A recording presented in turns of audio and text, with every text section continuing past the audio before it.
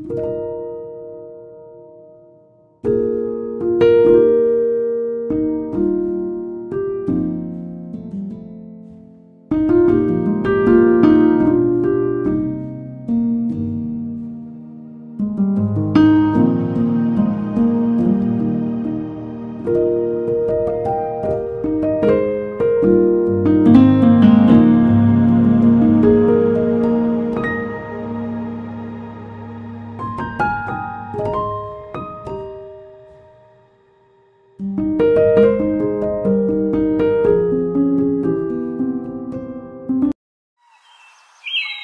Morning and welcome back to my channel Anisha Bairagi blog.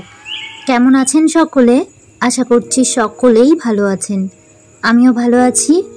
আমি অনিশা আপনাদেরকে সঙ্গে নিয়ে ব্লগটা এখন থেকে শুরু করছি। আই হোপ ব্লগটা আপনাদের একটু হলেও ভালো লাগবে। আজ বারটি ছিল মঙ্গলবার। ঘুম থেকে উঠে রীতিমতো আমার যে সমস্ত কাজ থাকে সেগুলি সারছি। আগে শাটারটা তুলে নিয়েছি, তার আগে বাইরেটা ঝাড় দিয়ে নিয়েছিলাম। বেশ খানিকটা বেলা হয়ে গেছিল, প্রায় 6:15 মতন বেজে গেছিল উঠতে।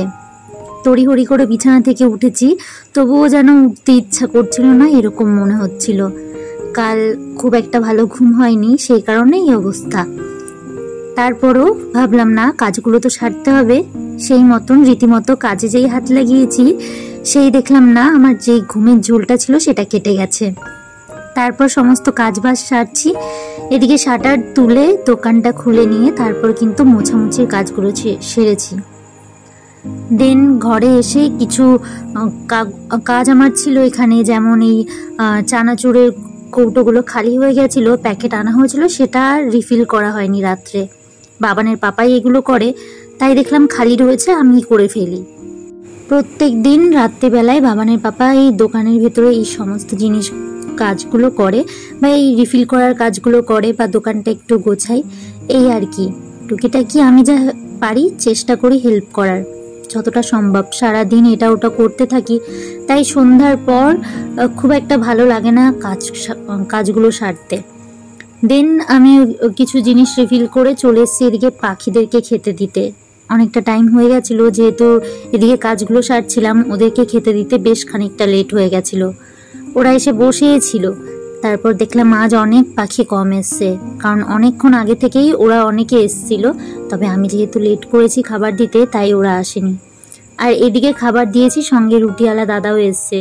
যেহেতু ওনার সাইকেলটা ভার হয়ে যায়, তাই এখানটাতেই রাখতে হয়। ওরা উড়ে চলে গেছিল, পরে আবার এসে খেয়েছিল।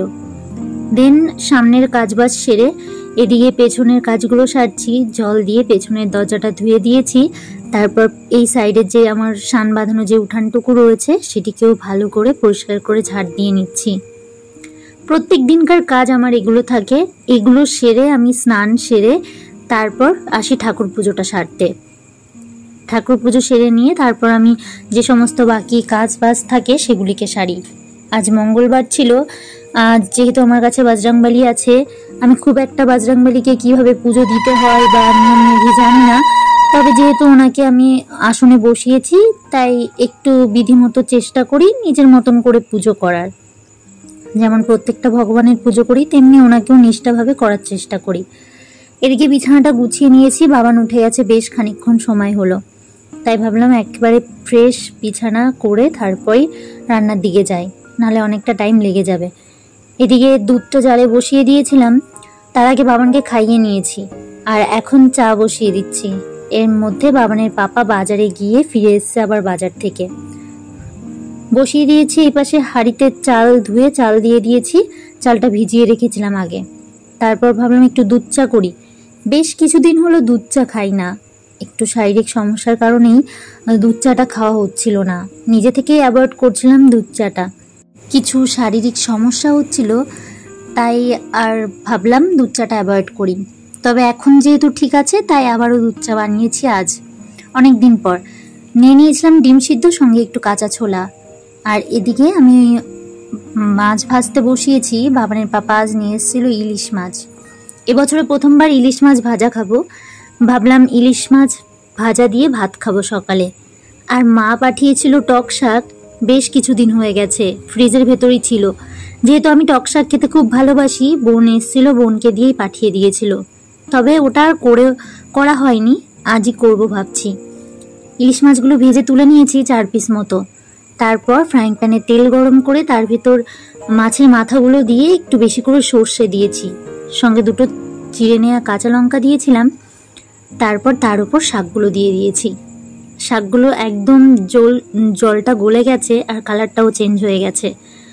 আর এদিকে আমি করব হচ্ছে কাঁচা ইলিশ, সঙ্গে একটু চিকেন। আর চিকেনও আছে, তবে আমি যেহেতু চিকেন খেতে খুব একটা ভালোবাসি না, তাই বাবানের পাপা মাছ নিয়ে এসছে। ও মাছ নিয়ে এসছে, আমি ওকে বলেছিলাম মাছ আনবে, আমি চিকেন খাবো না, সেই কারণে ও মাছ নিয়ে এসছে। তবে ইলিশ মাছ আনছে সেটা আমি জানতাম না। তো সেই মতন এখানে কাঁচা ইলিশটাই বেশি আমি প্রেফার করি বা ভালোবাসি, তাই ভাবলাম কিছুটা মাছ আমি কাঁচা ইলিশ করি, মানে সর্ষে ইলিশ যেটা বলা হয়।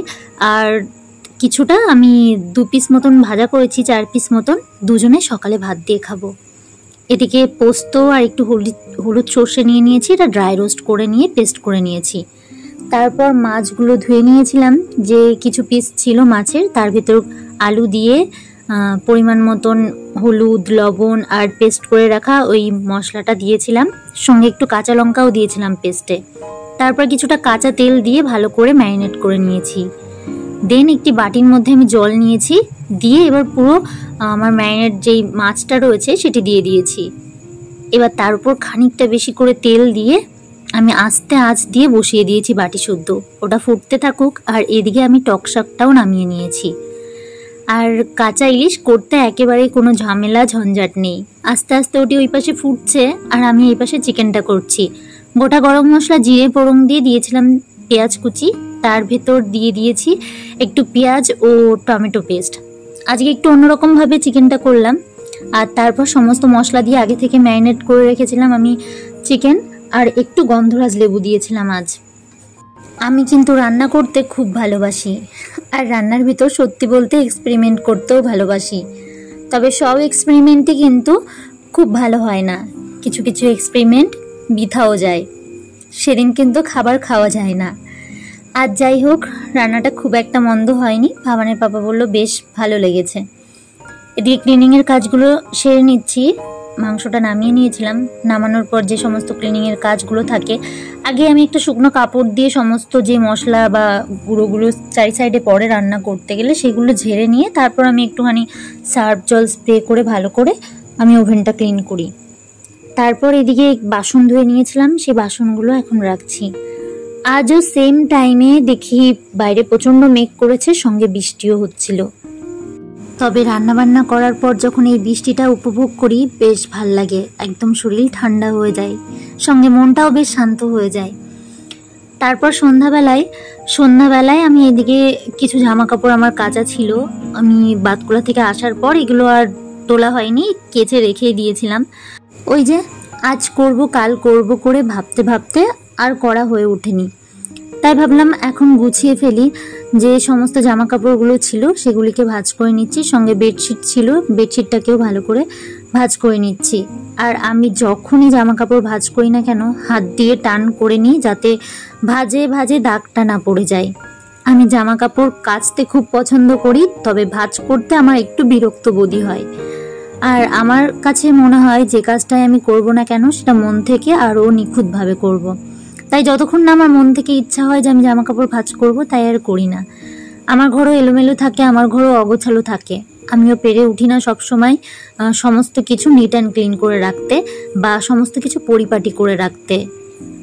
আমরা হয়তো অনেকেই আছি নিজেকে পরিপাটি করে রাখতে পারি বা নিজের সংসারটাকে পরিপাটি করে তুলতে পারি, তবে তার মধ্যে আমি হয়তো পড়ি না। যতটা পারি সাধ্য মতন চেষ্টা করি, যখন পারি না তখন ফেলেই রাখি।